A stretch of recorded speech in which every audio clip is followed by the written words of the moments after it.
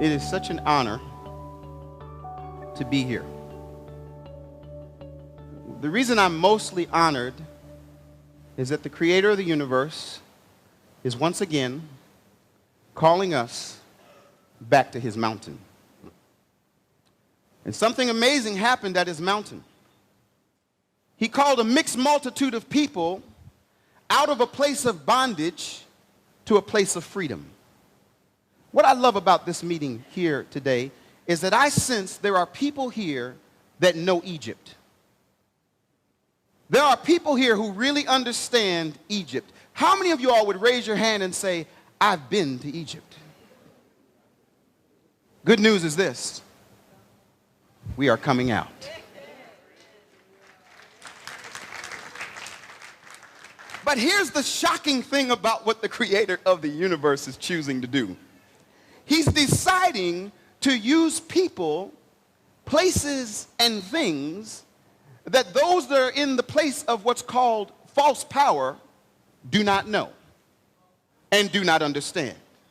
He's choosing to call people in ways that are not normal to the normal folks. He's doing something what I call unique. Now, the reason I know this is because it happened to me. And now 10 years later, I'm laying in my bed this morning and he's saying to me again, he's saying, Keith, I'm at it again. I'm orchestrating. I'm pulling together. I'm bringing together a beautiful symphony. And what he did for me is that he took me to a place called Colorado Springs. And in Colorado Springs, he took me up to a mountain called Pikes Peak. And as I was on the mountain called Pikes Peak, I said a prayer that radically changed my life. The prayer was simply this: Father, teach me to love what you love. And I'd like to tell people that I should have stopped right there. But I added the second half. I said, and teach me to hate what you hate. And he raised his hands. And he began to do this. And he began to show me the things that he loved, and then he showed me the things that he hated. A year later, I find myself sleeping again. And I had a dream, say dream. And in this dream, there was a scroll flying over my head. And there was a lady's voice that said, if you can tell me where the scroll will open up, you win $1 million. I quickly said, Ezekiel chapter 1, verse 3. The scroll came down, it opened up, and immediately I woke up and heard this voice. I have not changed my appointment with you to be in my city for Shavuot. I don't even think I really understood what Shavuot was. I woke up, went downstairs, told my wife Andrea, I said, Andrea, I've been called to Jerusalem for the time of Shavuot in our historic times, Pentecost, and I must go. Now, something happened to me very deep. It was a deep passion that I had for that last year where I was trying to relearn Hebrew, because in seminary I had learned Greek and I had learned Hebrew, but I was trying to relearn Hebrew. And as I was trying to relearn Hebrew, I had come across Psalm 119, and I said, that's where I'm going to try to learn it in Hebrew, and I'm in Psalm 119 for a year. But there was something deeper. I had a passion to own my own Torah scroll. You all, I would go so far as to say this: I had been given vision to receive my own Torah scroll. Now, I've learned something, and I like to say it everywhere I go. Whenever, say whenever. Come on, y'all, it's Shabbat. Say whenever. The creator. Sing it like this. Say wherever. The creator gives vision. He always gives provision. So I have a vision to own a Torah scroll. The problem was I didn't win the $1 million. I called all sorts of people and I told them, hey, I've been called. I want to own a Torah scroll, Genesis, Exodus, Leviticus, Numbers, and Deuteronomy. And people told me over and over and over again, you cannot have one. You are a Gentile. Even if you had won the money, no Jew's going to sell you a Torah scroll. And so basically, they convinced me, I thought, that I couldn't. But they didn't convince me to the point where I decided I was going to bring an empty suitcase with me to Jerusalem. The problem I had was I didn't know anyone in Jerusalem. All I knew is that the Father was calling me to be there. But somebody say, whenever. With the vision came provision. I called my friend Hardy Nickerson. Hardy Nickerson used to play for the Tampa Bay Buccaneers. He knew some friends in Florida who knew some other people who knew some other people who knew Michael Rood. Now, Hardy said this to me. He said, Keith, if you're going to go to Jerusalem, do not go on a tour. Find someone that lives there that you can spend time with. I said, okay. Now, I said, Hardy, would you like to come with me? He said, well, I haven't been called to that. It happened to be in around 2002, I believe it was, just after 2001. You guys know what happened in 2001 and everything that was happening in Israel. The State Department said, do not go to Israel. It's not good for you to go to Israel. It's not a good time for you to go to Israel. The time that I'd had the dream was at the time of Passover. Right around the time of Passover, there was major problems going on in Israel. They had the Church of the Holy Sepulchre who had the hostages, and the list goes on and on and on. But he did say to me, he said, Keith, I bless you as you go. Find someone that lives there. He knew friends who knew my friend Reggie White. Reggie White and I have been very, very close friends. Reggie knew Michael Rood. And through the grapevine, someone said, I know what we got to do. Keith's kind of nuts. Let's call Michael Rood. Michael won't be afraid of what's happening here. They called Michael over the phone and said, Michael, there's a man that needs to come and visit you in your house. Michael said, no problem. And that was just about it. He invites me to come to his house. So I come with my empty suitcase. Michael doesn't ask me for anything. I come in, I meet him, I talk. He has food there. We're eating, we're fellowshipping, we're doing what we're doing. He says, whatever you feel like you need to do, you do. So every day I would walk in the old city of Jerusalem. One day I come across this man named Zaki. Say Zaki.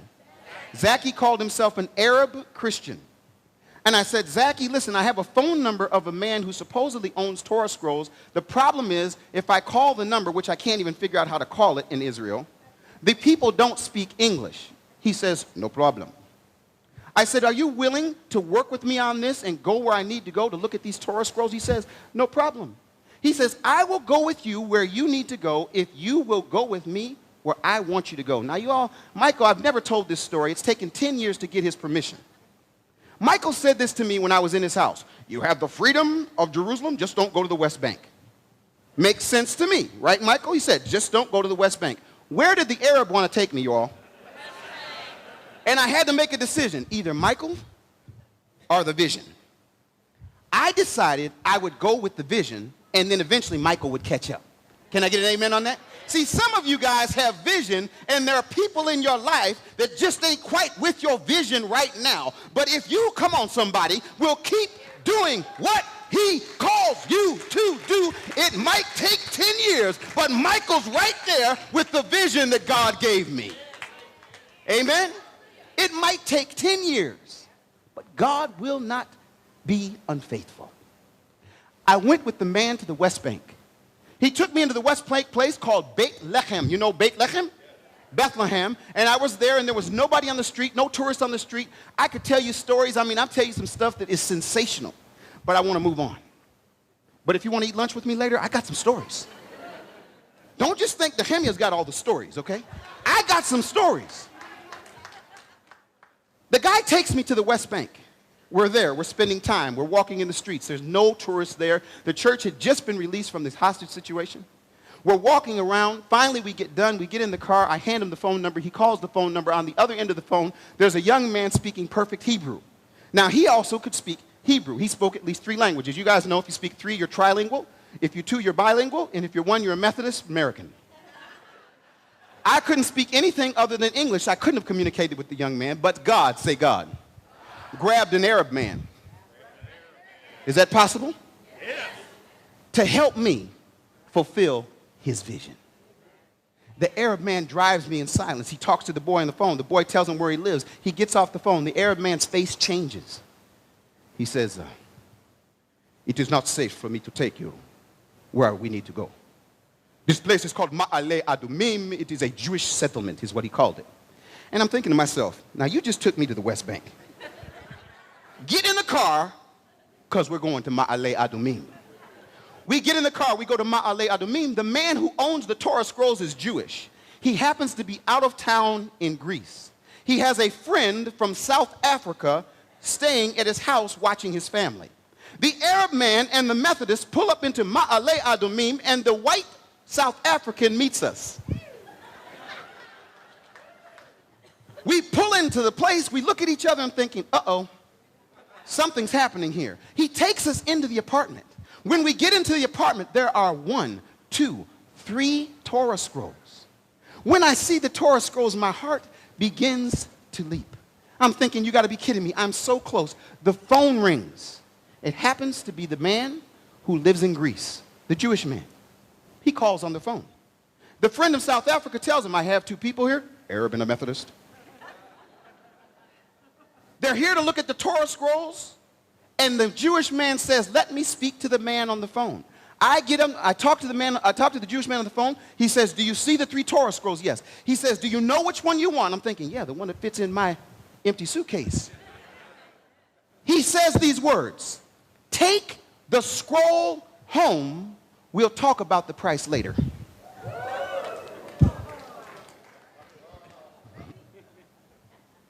The Arab man says to me, it is a holy book. We must take it home immediately. I had never heard anyone call a Torah scroll a holy book. You all, I had been to the seminary, the cemetery, whatever you want to call it. I'm an ordained United Methodist pastor. I've been in ministry for 20 years. I've read and I have preached and I have taught. I have never heard any of my colleagues call a Torah scroll a holy book. But an Arab man says it's holy.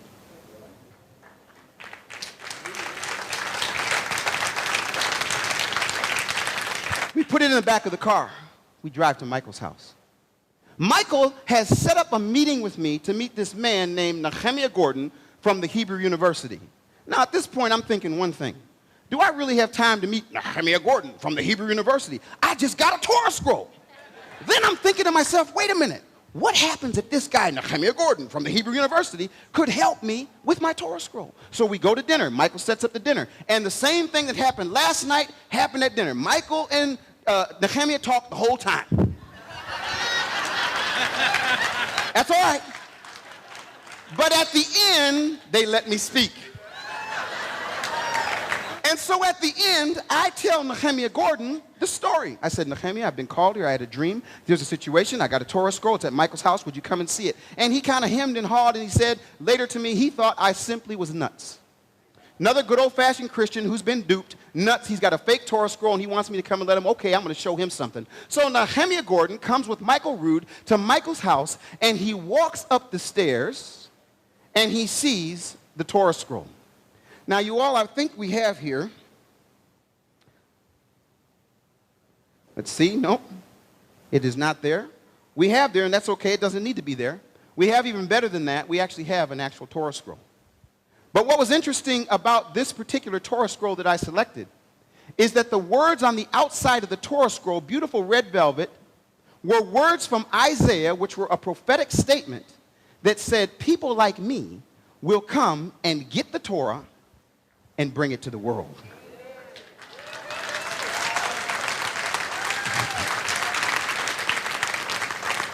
So we walk into Michael's house. Nehemia comes up. We see the Torah scroll. He says, do you know what these words are? And he begins to tell us what the words are in Hebrew. After that, we take the cover of the Torah scroll off. We unroll the Torah scroll in Michael's house. And I say, Nehemia, would you be willing to read the Torah scroll? He said, no problem. As Nehemia begins to read the Torah scroll in perfect Hebrew, I listen in perfect English. No clue what he's saying. He's reading in Hebrew. Michael's there. I'm there. A few other people are there. I said, Nehemia, what is it you're reading? He says, I'm reading here in Leviticus chapter 23 about the holiday of Shavuot. Okay, you didn't get it. A black man and an Arab man went to a Jewish man's house. where a white South African man led us into his house, there were 1, 2, 3 Torah scrolls. Let me back up a little further. I had a dream, and in the dream, there was a Torah scroll flying over my head. And at the end of the dream, the Creator said, meet me in my city for Shavuot. Now, what I love about Maestro, I have told this story, but you know, as I'm telling this story in the presence of my friend Michael, there is something that is happening inside me because Michael was there.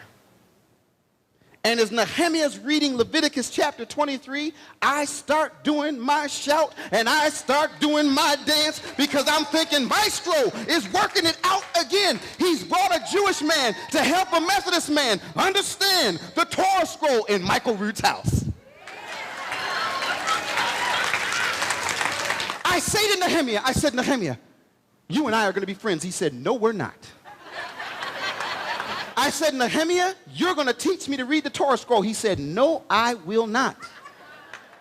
He's watching me singing and dancing and shouting. Now y'all know where Nehemia got that from.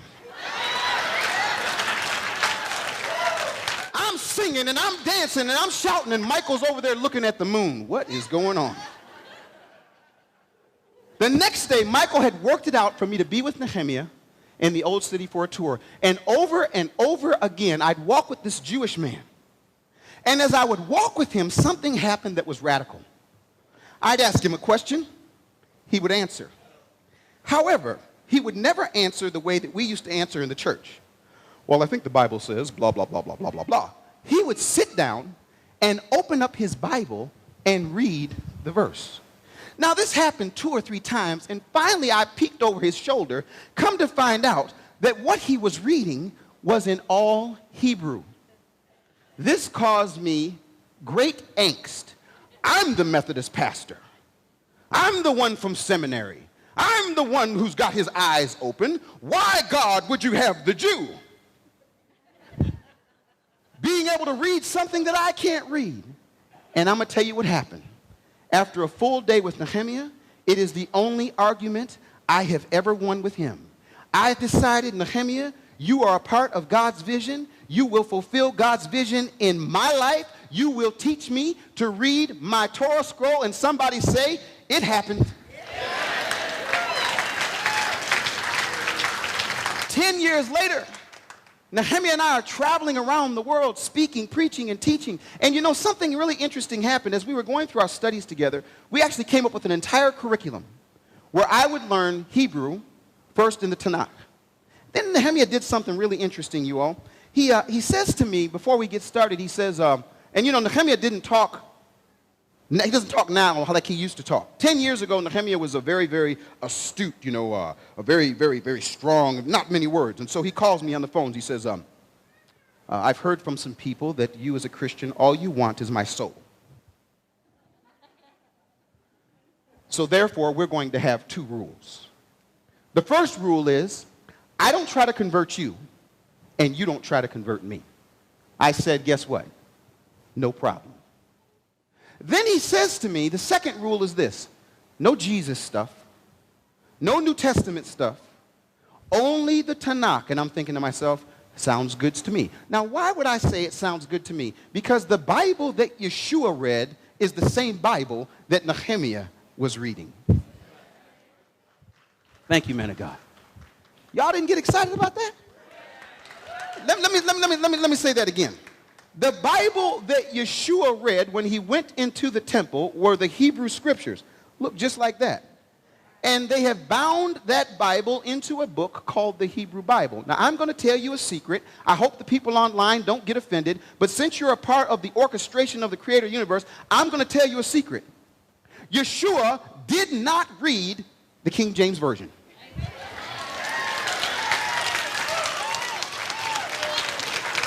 I didn't get enough amens on that. Can I tell you another secret? He didn't even speak English. I'm going to tell you something really radical. He didn't even have the nearly inspired version, the NIV. the Hebrew text. He read the Ketuvim. He read the Torah. He read the Nevi'im. He read the Tanakh. That is what the Word of God was that he had. And Nehemia said to me, none of that New Testament stuff. And I said to him, no problem. Then something happened. Nehemia calls me on the phone like about 4 years later. And he's got this real quiet voice. Keith, yes, Nehemia, I would like to suspend one of the rules. Did you hear me? The Jewish man called the Methodists and said, I'm going to suspend one of the rules. Which rule do you think I thought he wanted to suspend? I'm remembering again the 4 spiritual laws. I'm ready. I'm going to get him. He's going to... He says, I would like to study with you the New Testament. Now, you all, I'm going to tell you something. I was more excited about that rule being suspended than the other one. And let me tell you why. If Nehemia doesn't suspend that rule, you don't get changed. If he doesn't suspend that rule, people around the world aren't being changed. If he doesn't suspend that rule, we stay in the Tanakh, and maybe we never get to talk to you. Because when he suspended the rule, he said, Keith, I have access, Michael talked about it last night, to the Hebrew Matthew in Hebrew, and I would like to approach Hebrew Matthew the same way that we approached the Tanakh. So for the next few years, all we did was study Tanakh and the Hebrew New Testament Matthew. Then it happened. We come across a section in Hebrew Matthew that changed our lives. It's called the Lord's Prayer. Say Lord's Prayer. In Hebrew, the Avinu. And as we're reading this particular part of Matthew and we're studying it, we realize it is unfair for us to keep it to ourselves. We have to share this information with the world. And then the second thing happened. We had some folks who liked the King James Bible. And if you open up Amos chapter 3, verse 3, you will see this verse.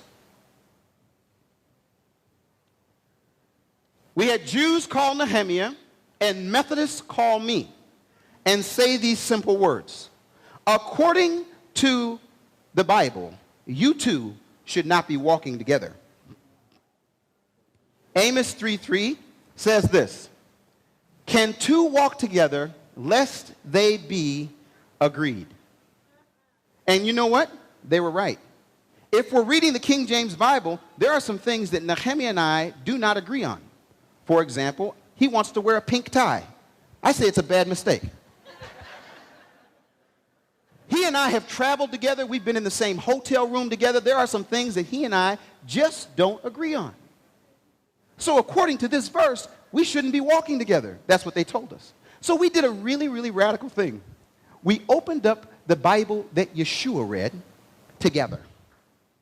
We turned to Amos 3:3 in his translation, and here's what we see. Amos 3:3 in Hebrew says this, can two walk together without having met one another? Do you see the difference? Now, I could go into depth on the Hebrew word. You know, it's the same word from moed. You know, meeting. Come on, say meeting. Come on, say meeting. Come on, say meeting. Meeting together. And what we decided is that we would meet together on the common ground of the same Bible that Yeshua read. That was our meeting place. So this became the place for common ground. You all, it absolutely changed our life.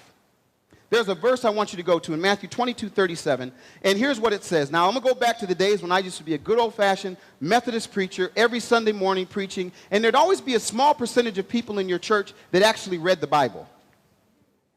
Can I get an amen? And many of you here today are those people. Because as you read the Bible, you start saying, now, wait a minute, now I've got a question about this and a question about that. And if you're a good Methodist pastor, what you usually say is, well, you need to pray about it. Or we'll talk about it another time. But when people begin to ask the kinds of questions that you ask, it can become a problem, especially if you as a pastor have not prepared yourself in the text that you're trying to teach. Now, let me stop with a little commercial. I will probably get in trouble with this. For 2 years, I have been traveling with Nehemia to Messianic congregations around the country and even different parts of the world.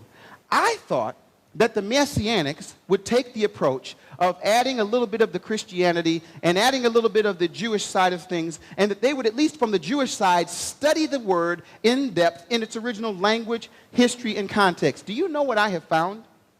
I have yet to find very many messianic preachers or teachers who study the very book that Yeshua read. And yet they say, I am rabbi, I'm in charge, and I'm large, and I've got this, and I've got that. And I'm saying, how can you teach the people if you're not interacting with the text?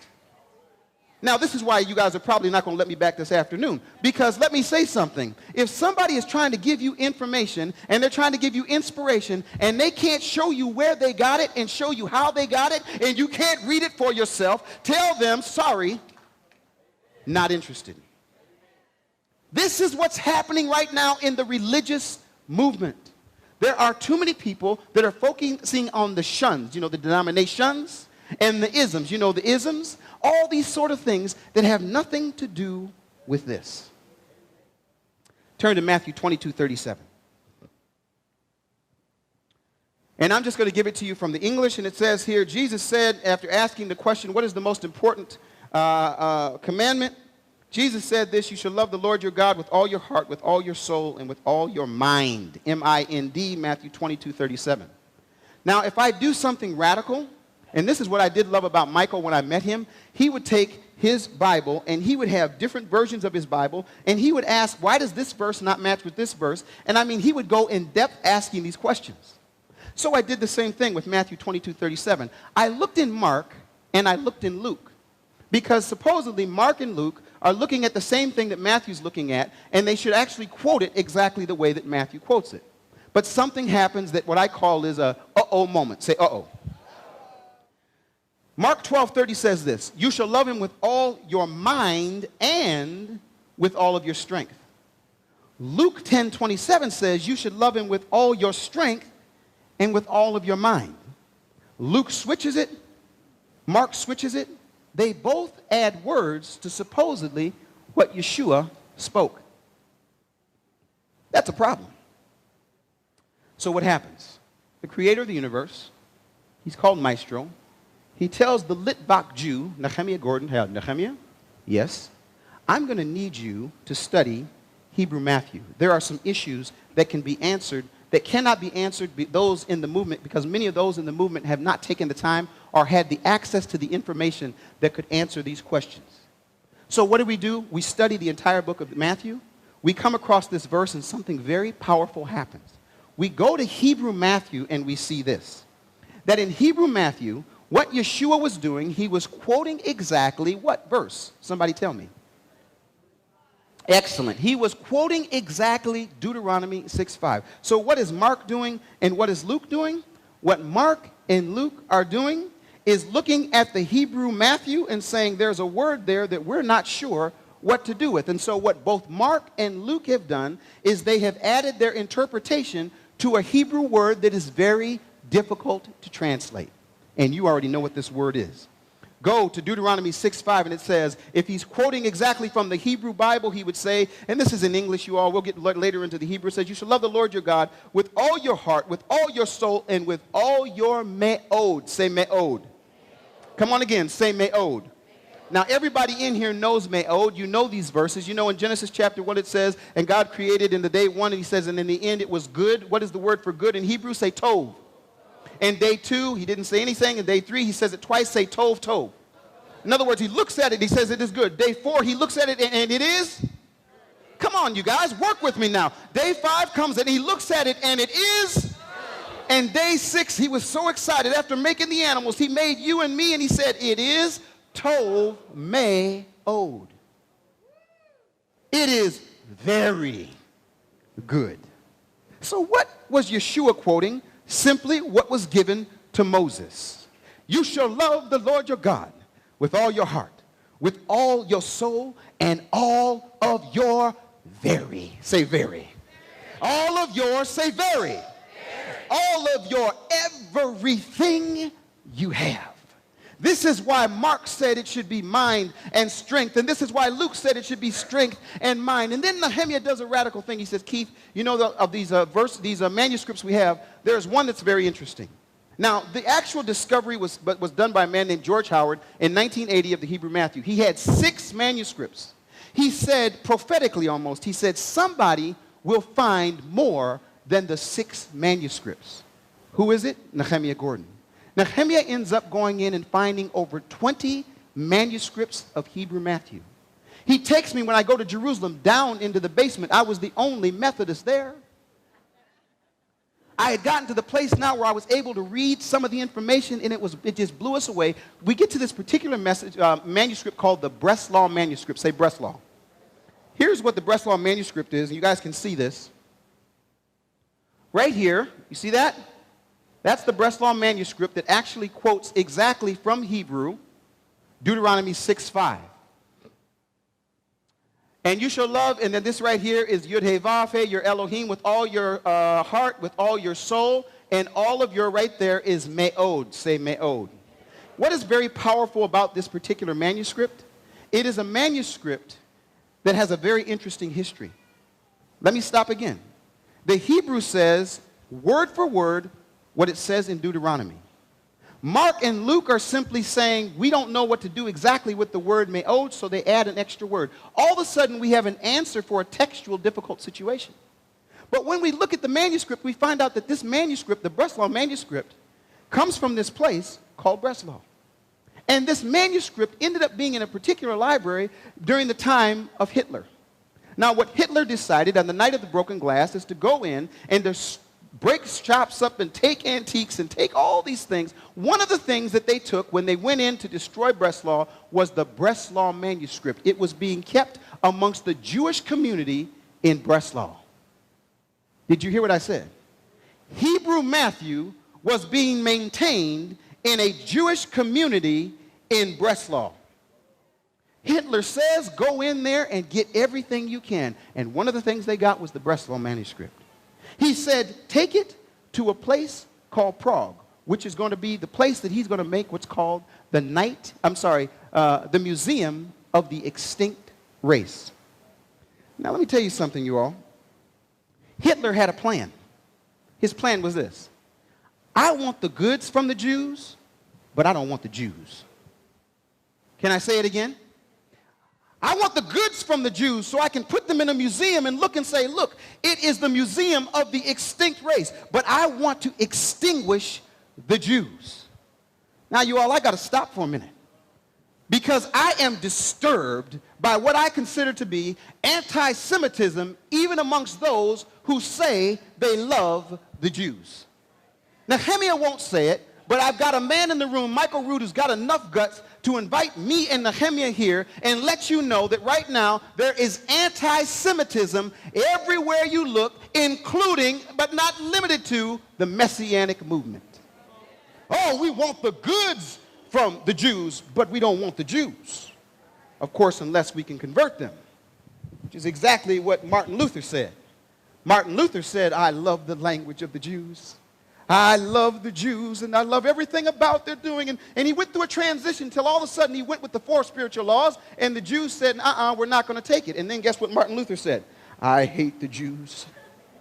I hate everything about the Jews. I want the Jews to be wiped out. And if you go right now into, and I'm going to tell you something, I've become like Michael. Do you know a Lutheran church let me come and preach, and I told them the story about their Martin Luther, that Martin Luther became at one point one who loved the Jews, but once he could not convert them, he became anti-Semitic, and he hated the Jews. And guess who was used for validation for what he did? Hitler used Martin Luther. Now, y'all are getting real quiet, and I don't blame you, because I'm telling you what's real. Anti-Semitism exists. So what happens is Hitler says, okay, it's going to be at the Museum of the Extinct Race. I want to extinguish the Jews. I'm going to tell you where I'm at. I am so blessed. I am so excited. I am so moved. I am so joyful that Hitler is extinct and Nehemia is still here.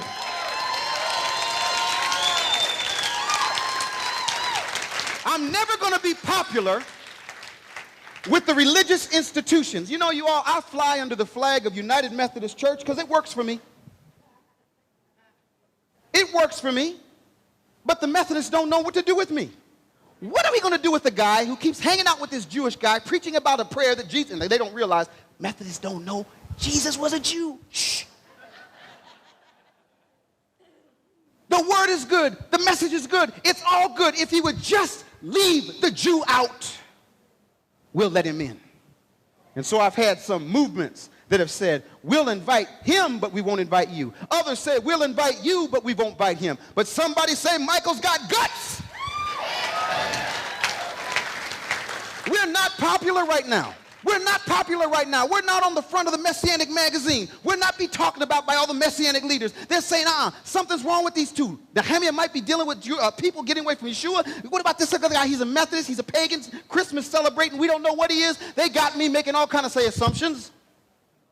Assumptions. They're making assumptions about us. And what we've decided to do is this. Wherever we are invited, we will go up until this weekend. I haven't told Nehemia this. Nehemia, I'm about to make a huge declaration today. For 2 years, and I'm going to take my time. Can I take my time? Yeah. Michael, can I? Yeah, we took yours last night. Amen. I'm going to take my time.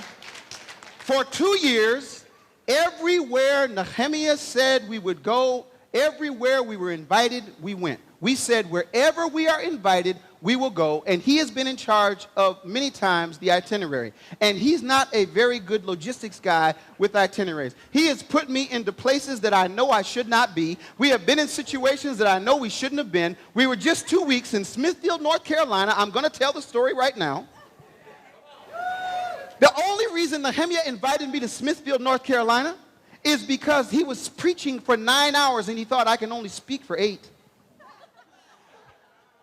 I need at least Keith to give me an hour. So he says, Keith, will you come with me to Smithfield, North Carolina? I don't know where Smithfield is. I don't know anything about Smithfield. I don't understand Smithfield. So what Nehemia says is, yeah, we'll be speaking in Raleigh on Friday night and Saturday. Then Sunday morning, we're going to go to Smithfield, North Carolina. And then in the afternoon, we're going to hang out with the people, at the pastors, at their house. And in the evening, we're going to speak again. And I'm thinking, man, this Jew, he doesn't understand. He's an Israelite. He doesn't realize, he doesn't even understand the logistics of this thing. And sometimes, you all, I just got to tell you, sometimes I get mad at Nehemia. He puts me in situations that aren't comfortable.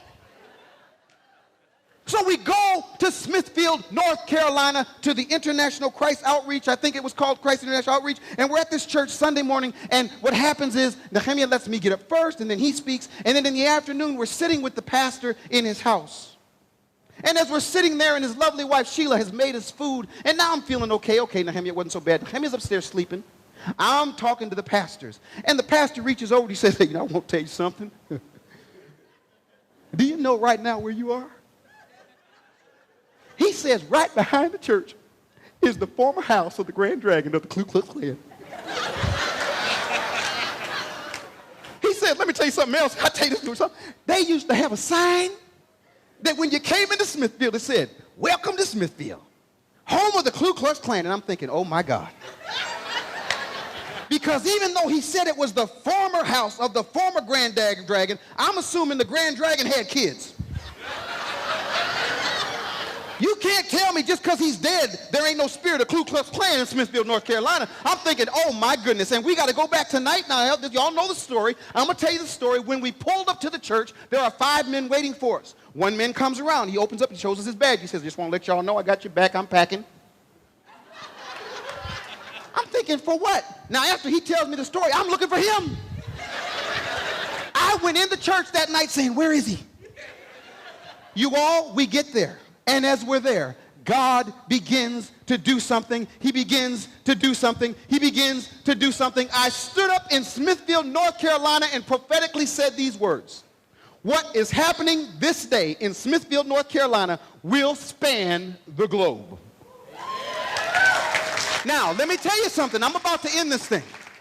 I speak these words. I say, you all, there's something happened. There's something happened. Here's a Jewish man who is not a Christian, who is not a Messianic, who is standing up in a Sunday morning church preaching from the Bible that Yeshua read. Then they let the Methodist who gets up and preaches from the Bible that Yeshua read. And then the Ruach HaKodesh came into the church.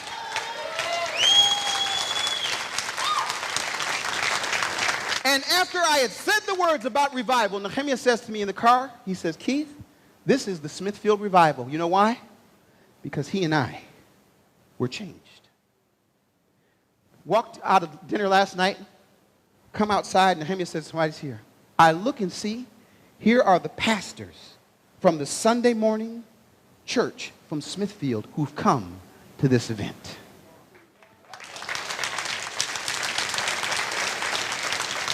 And all I want Jean and Sheila to do is stand up for a second. Where are you? Excellent. Would you all give them a hand? Stand up. Stay there. Stay there. Jean and Sheila, God is calling you. You are a part of his great symphony. He has ignited, even as he did what he did in Smithfield, North Carolina, he has ignited your heart, man of God. He has ignited your heart, woman of God, and together you're about to see things that you've never seen before in your ministry. Listen, listen. You see, I'm going to say something more radical. Nehemia thinks he's going to speak. I'm not going to let him speak the whole day. I'm going to say something more radical. Some of you that are sitting here have decided that God can't work with pastors in the Sunday morning church. Some of you that are sitting here because of your own experience, you have discounted the possibility that the creator of the universe can do what he is doing through them. I want you to look at them and say this: I'm sorry. God can do what he wants to do, when he wants to do it, and how he wants to do it. And he's decided to be the orchestrator for an event in Dallas, Texas, where we're going to prepare ourselves. I'm about to let you sit down. We're going to prepare ourselves, you all, for a meeting. But in order to do that, we've got to sanctify our hearts, our minds, and our spirits. Now you may be seated. Let me close with this. For 10 years, you all, I've been dealing with this issue of the story of this verse. And it wasn't until after meeting with Michael that I finally had the courage to do what I knew I was afraid to do. Let me tell you what I was afraid to do. I finally decided to study the verse that the woman told me the scroll was going to open up to. Now, let me tell you why I didn't want to study the verse. Because Ezekiel is a tough book. Oh, I'd rather just be with Nehemia and tell the stories and do all this wonderful stuff. Well, as a result of meeting with Michael, I opened up my Bible, and I found something radical, you guys. Ezekiel chapter 1, verse 3.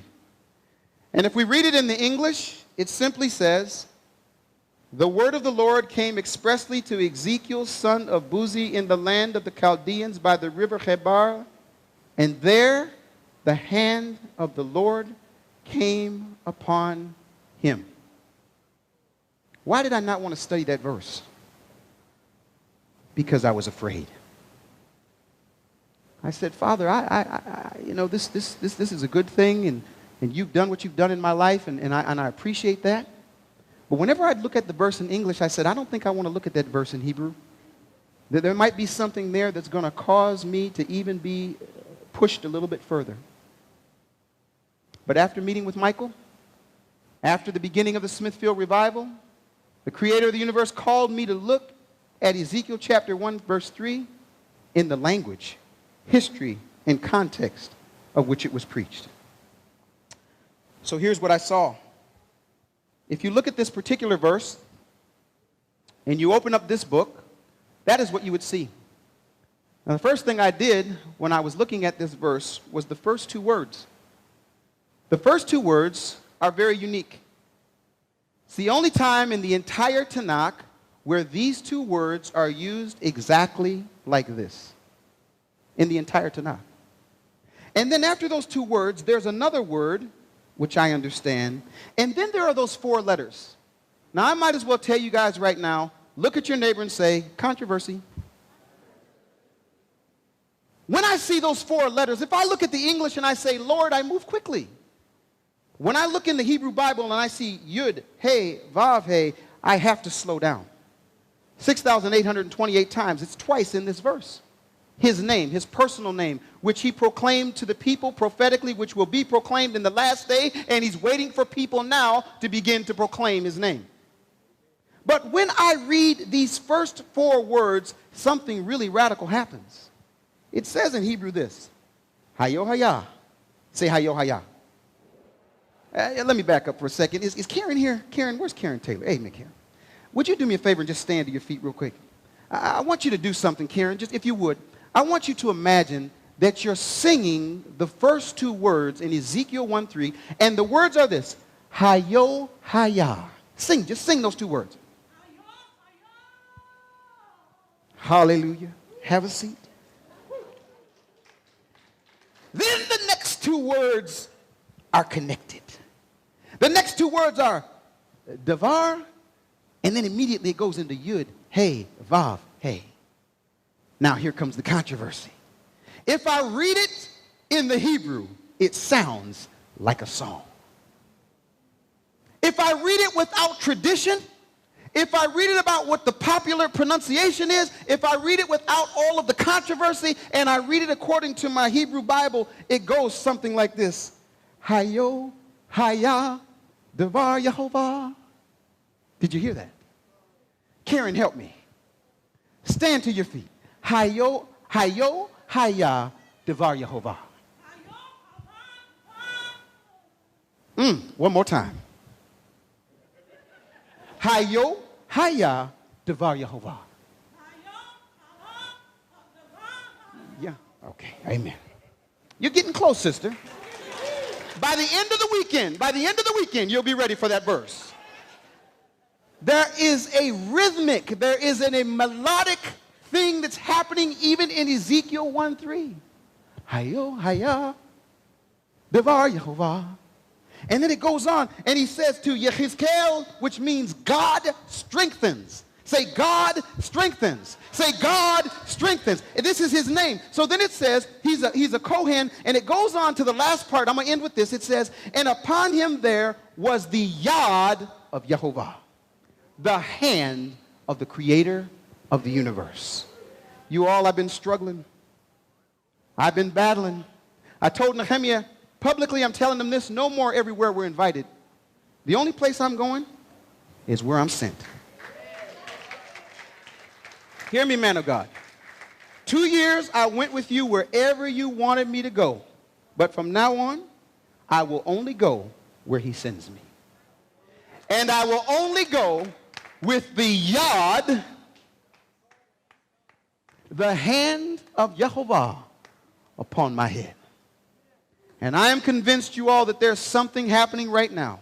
He wants to strengthen his people. He wants to lead them. He wants to guide them. He wants to move them. He wants to shake them. He wants to call Jew. He wants to call Methodist. He wants to call Messianic. He wants to call you. He wants to call me. He wants to call who's ever willing to hear his call, because he's putting together a beautiful symphony. Is there somebody in the house that say, I can be used. I'm willing to be used. Make me a French horn. Make me a oboe. Make me a timpani. Is there anybody that would say, I'm willing, I'm willing, I'm willing, I'm willing, I'm willing, I'm willing? Hallelujah. Hallelujah. So hear the word of Yehovah. He's looking for a people that are willing to be strengthened by him. Now, I would like to do something. Everyone stand to your feet. This was just the warm-up for the real show. Nehemia is going to speak, then we're going to break, then Nehemia is going to speak, and then I get to really finish what I really wanted to say. But what I want to do, in all honor, I want to have you do something for me. This man, Nehemia Gordon, is being persecuted by his own for being here with you. I've been on the phone with Nehemia, talking to people that are leaders in his movement, saying, you got to explain to us what he is going to do there. And here's what we have decided. We are going to do his will, his way.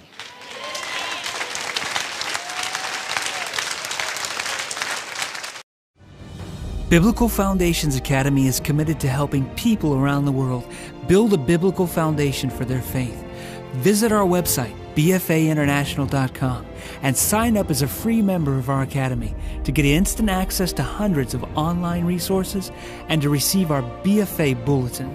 Remember, BFA International depends on tax-deductible donations from viewers like you.